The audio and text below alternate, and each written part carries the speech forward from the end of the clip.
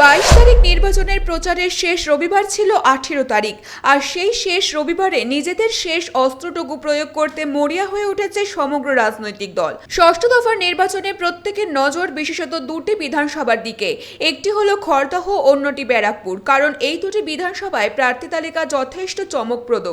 একদিকে যেমন খড়দহ বিধানসভায় তৃণমূল কংগ্রেসের প্রার্থী খড়দহ পৌরসভার পৌর প্রশাসকের দায়িত্ব পালন করেছিলেন সেই কাজল সিনহা, অন্যদিকে তার প্রতিদ্বন্দ্বিতা করছেন ব্যারাকপুরের বিধায়ক বিজেপি প্রার্থী শিলভদ্র দত্ত।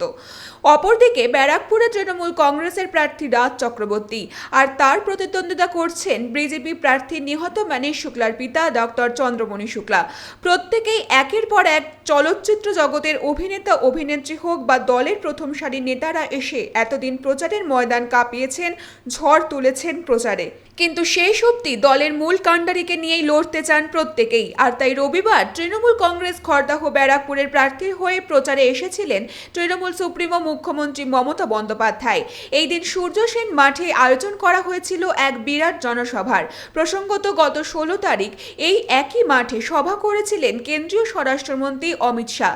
তিনি এসেছিলেন খড়দহ বিধানসভায় বিজেপি মনোনীত প্রার্থীর হয়ে প্রচার করতে। আর তারপর ওই একই মাঠে সভা করলেন মুখ্যমন্ত্রী মমতা বন্দ্যোপাধ্যায়। কার্যত এই সভা থেকে আবারও কেন্দ্রকে তোপ ডাকতে বদ্ধপরিকর ছিলেন তিনি। বর্তমানে করোনা পরিস্থিতির জন্য তিনি কেন্দ্রকেই দায়ী করছেন এই জনসভার ময়দান থেকে। এছাড়াও তিনি আবারও মুখ্যমন্ত্রীর পদে আসীন হলে বাংলার মানুষের জন্য কি কি করবেন সেই নিয়েও শ্রোতাদের ভাষণ দেন মমতা ব্যানার্জি। একটা নার্সিং হোম থেকে ভালো করে দিয়েছি, তৈরি করে দিয়েছি। আপনাদের এখানেও তো হসপিটাল হয়েছে, আপনারা দেখেছেন পাশে মাল্টি সুপার হসপিটাল নৈহাটিতে হয়েছে।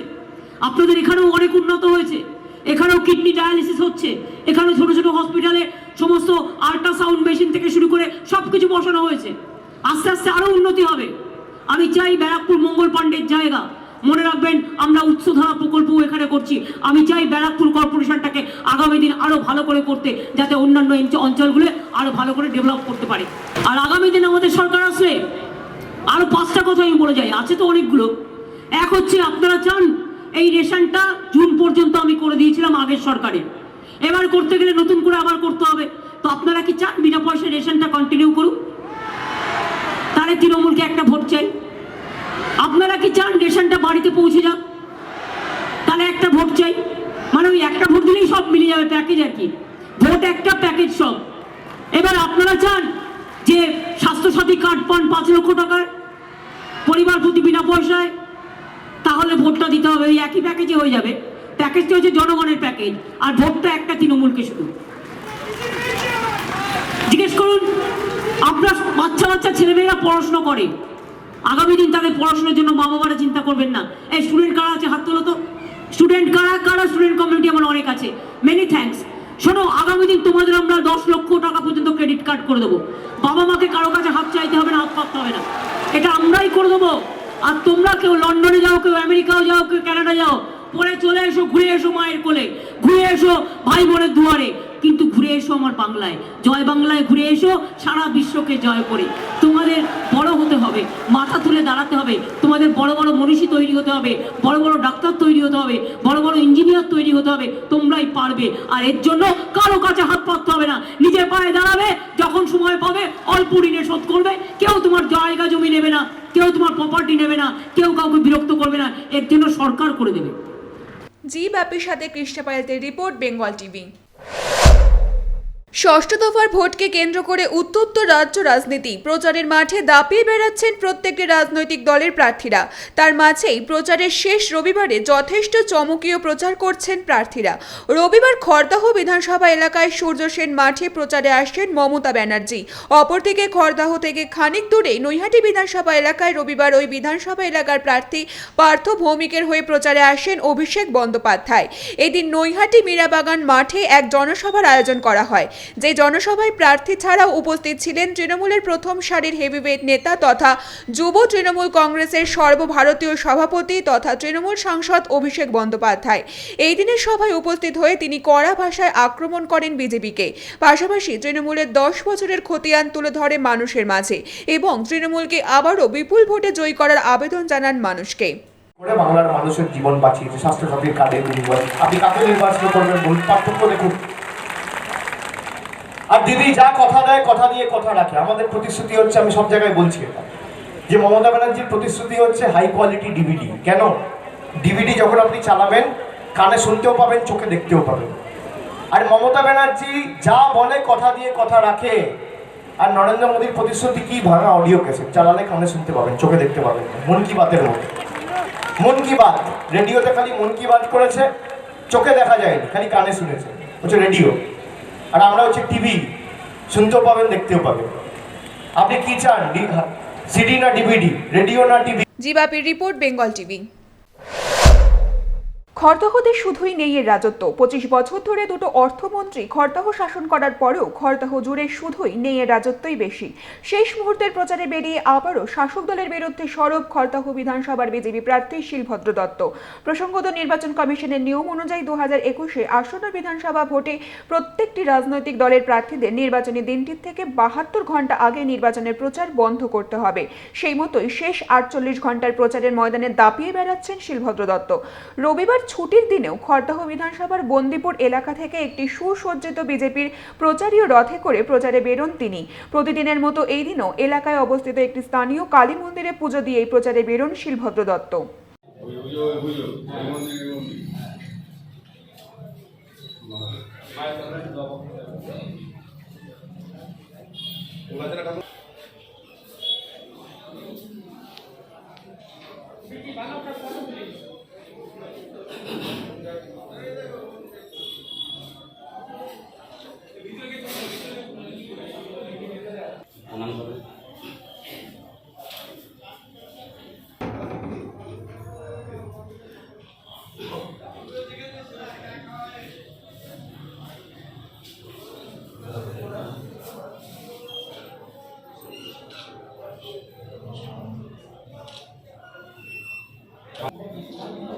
বিষ্ণু বিষ্ণুর নম বৈশ্য দৈত্য বৈদ্ধ বৈশাখী মাসি।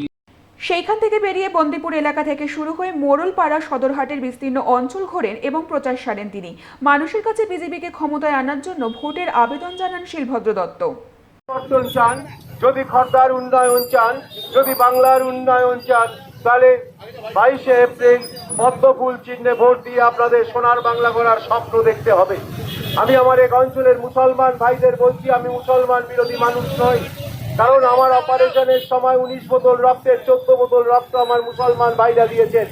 আমি সেই মুসলমান ভাইদের, মুসলমান পরিবারদের মানুষের কাছে জিজ্ঞাসা করছি যে 2020 সালের লকডাউনের সময় ভারতবর্ষের প্রধানমন্ত্রী যেভাবে বাংলার মানুষ বা ভারতবর্ষের মানুষের পাশে দাঁড়িয়েছেন, জনধন প্রকল্পে প্রত্যেক মায়েদের যাদের অ্যাকাউন্ট ছিল জনধন প্রকল্পে, সেই অ্যাকাউন্টে 500 টাকা করে 3 বারে যখন 15 পাশাপাশি এদিন সাংবাদিকদের মুখোমুখি হয়ে শাসক দলের বিরুদ্ধে আবারও চরম ক্ষোভ উগরে দেন তিনি বলেন, বিগত 25 বছর ধরে দুটো অর্থমন্ত্রী শাসন করেছে খড়দহ, তা সত্ত্বেও খড়দহ এলাকা জুড়ে শুধুই নেই এর রাজত্ব।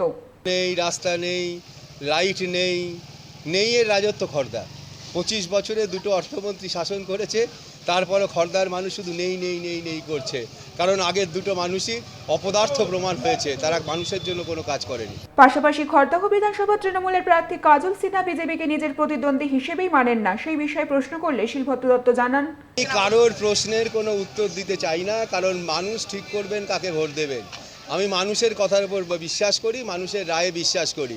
কোন দলের কোন নেতা, ভুঁইপোন নেতা কিছু বলবে, আমার তাতে কোনো যায় আসে না।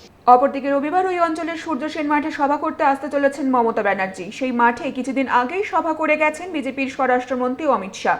সেই সভাকে কেন্দ্র করে তৃণমূল জায়গায় জায়গায় বলে চলেছেন এবার আসলে খেলা হবে। সেই প্রসঙ্গে রবিবার প্রচারের ময়দানে শিলভদ্র দত্তকে প্রশ্ন করা হলে তিনি বলেন, মমতা ব্যানার্জি কবাডি খেলতে আসছেন হাফ মাঠে। হাফ মাঠে খেলা, অমিত শাহজি পুরো মাঠ জুড়ে খেলে গেছেন, আর মাননীয় মুখ্যমন্ত্রী জানি না ভাঙা পায়ের জন্য কিনা হাফ মাঠে খেলছেন। সুতরাং খেলা কিছু হয়নি, উনি কবাডি খেলতে এসছেন। ছোটো মাঠে কবাডি খেলা হয়, ফুটবল খেলা হয় না, বাচ্চাদের ফুটবল হতে পারে। ও মাঠে কবাডিও হবে না যে মাঠটুকুতে মঞ্চ করছেন, সুতরাং ও খেলা ধরছেই না। বলুন। জিবাপি রিপোর্ট, বেঙ্গল টিভি। নির্বাচনের দিন ঘোষণা হওয়ার আগে অবধি বিজেপির প্রচারের ব্রহ্মাস্ত্র ছিল চায় পে চর্চা। তবে নির্বাচনের দিন এগিয়ে আসতেই সেই চায় পে চর্চার ময়দান কিছুটা ঝিমিয়ে পড়ে। বিভিন্ন জায়গায় জায়গায় নির্বাচনী প্রচার, রোড শো, কর্মী বৈঠক, তারকাদের নিয়ে তারকা খচিত প্রচার, কখনো আবার কেন্দ্রীয় মন্ত্রীদের নিয়ে সভা, সবকিছুই সুসজ্জিত হয়ে উঠেছিল। তার ফাঁকেই যেন হারিয়ে গিয়েছিল বিজেপির এলাকায় এলাকায় বিভিন্ন অলিতে গলিতে চায় পে চর্চার অনুষ্ঠান। কিন্তু সেই অনুষ্ঠানকে একেবারে হারিয়ে যেতে না দিয়ে 18 তারিখ ষষ্ঠ দফার ভোটের শেষ রবিবারে প্রচারে বেরিয়ে চায় পে চর্চার অনুষ্ঠানে যোগ দেন খড়দহ বিধানসভার বিজেপি প্রার্থী শিলভদ্র দত্ত। এদিন সকালে খড়দহ বিধানসভার লেলিনগড় এলাকায় তালবান্দায় কর্মীদের নিয়ে এক চায় পে চক্রে যোগ দেন তিনি। চা পানের সাথে কর্মীদের সাথে আসন্ন নির্বাচন নিয়ে বার্তালাপ করেন শিলভদ্র দত্ত। পাশাপাশি বিজেপির পুরনো ঐতিহ্যকে একবার আবারও স্মৃতিচারণা করে তোলেন বিজেপির প্রার্থী শিলভদ্র দত্ত।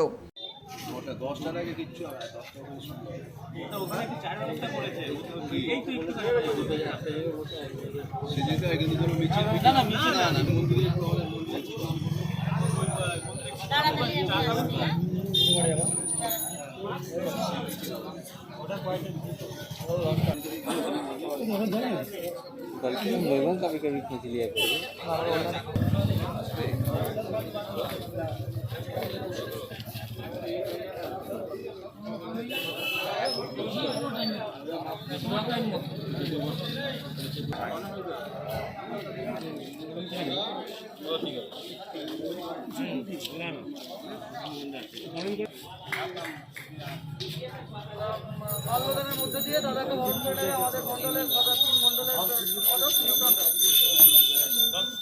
भारत माता की भारत माता की সায়েন্টিস্ট পড়ালো। भारत माता की भारत माता की भारत माता की भारत माता की भारत माता की। জিবাপি রিপোর্ট, বেঙ্গল টিভি। রবিবাসরীয় ছুটির দিনে ভোরবেলায় প্রচারের ময়দানে তৃণমূল প্রার্থী। রবিবাসরীয় প্রচারে বনগাঁ দক্ষিণ বিধানসভা কেন্দ্রের তৃণমূল মনোনীত প্রার্থী আলোরানী সরকার সকাল 10টা থেকেই নেমে পড়েন প্রচারের মাঠে। এক বিশাল বর্ণাঢ্য মিছিলের সহকারে টোটো ইউনিয়নের প্রায় 100টি টোটো কর্মী এবং তৃণমূল সমর্থকদের সাথে নিয়ে মণ্ডলপাড়া বাজার থেকে শুরু করে কালীতলা চড়কতলা প্রাইমারি স্কুল মাঠ হয়ে মানিকতলা শ্মশান হাই স্কুল দোগাছিয়া হয়ে মণ্ডলপাড়া বাজারে ফিরে এসে এদিনের রোড শো।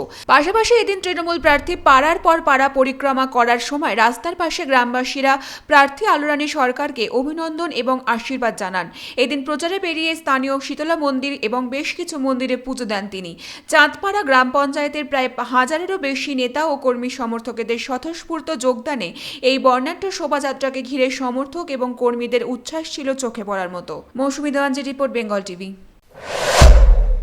ষষ্ঠ দফার ভোটের আগে 18 তারিখ ছিল প্রচারের শেষ রবিবার, আর সেই রবিবারকে কেন্দ্র করে খড়দহ এলাকা জমজমাট হয়ে ওঠে। সকালে বিজেপি প্রার্থীর প্রচার, দুপুরে তৃণমূল প্রার্থীর প্রচারের পর কিছুক্ষণের ব্যবধানে মাঠ সেজে ওঠে জোট সংযুক্ত মোর্চার প্রচারে। এদিন প্রচারের শেষ রবিবারে খড়দহতে আয়োজন করা হয় এক পথসভা এবং মিছিলের। মূলত খড়দা বিধানসভা কেন্দ্রের মোর্চা সমর্থিত সিপিআইএম প্রার্থী দেবজ্যোতি দাসের সমর্থনে কেন্দ্রীয় মিছিল সংগঠিত হয়। মিছিলটি পানিহাটি রাসমণি মোড় থেকে শুরু হয়ে খড়দা স্টেশন রোড, রঘুরা বাজার বিটি রোড হয়ে খড়দা দানার কাছে এসে শেষ হয়। এই দিনের মিছিলে উপস্থিত ছিলেন প্রাক্তন অর্থমন্ত্রী অধ্যাপক ডক্টরেট অসীম দাশগুপ্ত, প্রাক্তন মন্ত্রী সুশান্ত ঘোষ, ছাত্রনেতা সিঙ্গুর বিধানসভা কেন্দ্রের প্রার্থী সৃজন ভট্টাচার্য, সিআইটিইউ রাজ্য কমিটির সভাপতি এবং সিপিআইএম রাজ্য কমিটির অন্যতম সদস্য সুভাষ মুখার্জি, সিপিআইএম নেতা সৈকত গিরি, মধ্যমগ্রাম বিধানসভা কেন্দ্রের প্রার্থী বিশ্বজিৎ মাইতি সহ চলচ্চিত্র জগতের বিশিষ্ট শিল্পীরা। টালিগঞ্জ বিধানসভা কেন্দ্রের প্রার্থী চলচ্চিত্র শিল্পী দেবদূত ঘোষ, চলচ্চিত্র শিল্পী চন্দন সেন, চলচ্চিত্র শিল্পী শ্রীলেখা মিত্র, তরুণ চক্রবর্তী এবং বিমল চক্রবর্তী সহ অন্যান্য কর্মী সমর্থকেরা। এদিন প্রচারের মাঠে সাধারণ মানুষের ঢল ছিল চোখে পড়ার মতো।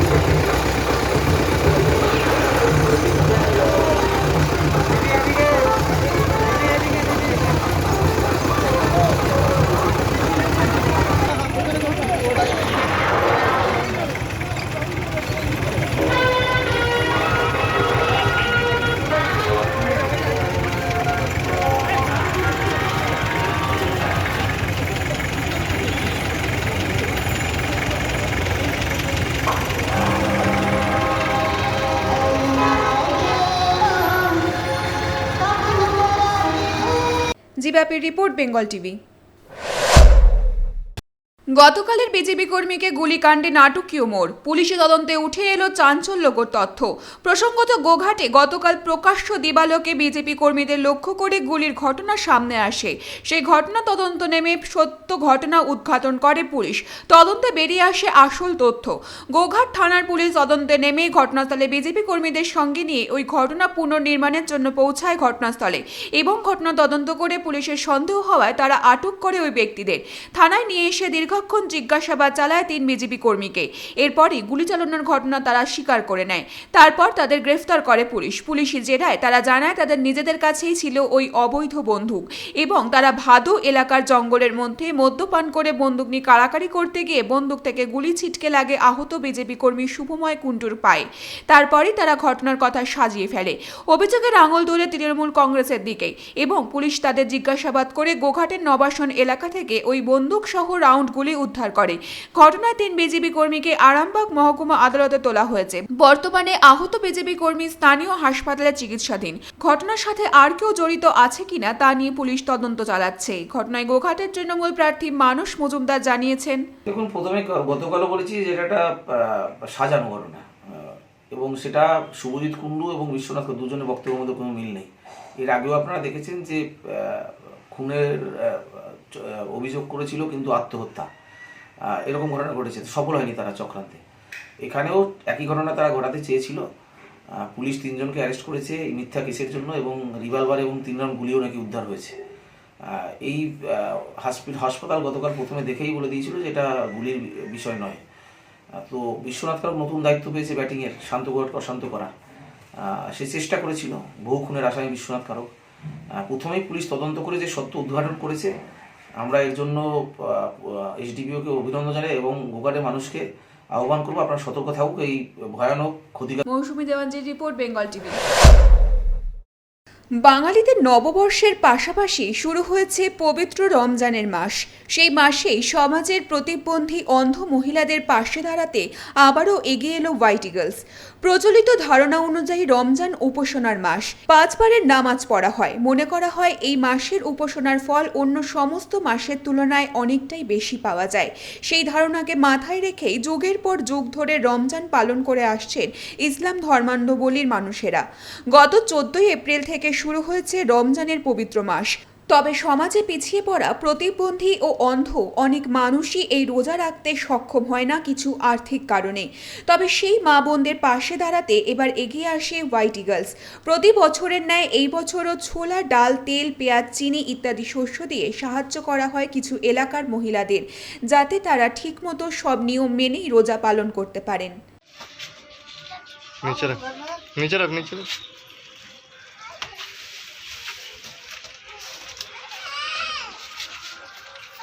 সামনে দেখো, সামনে।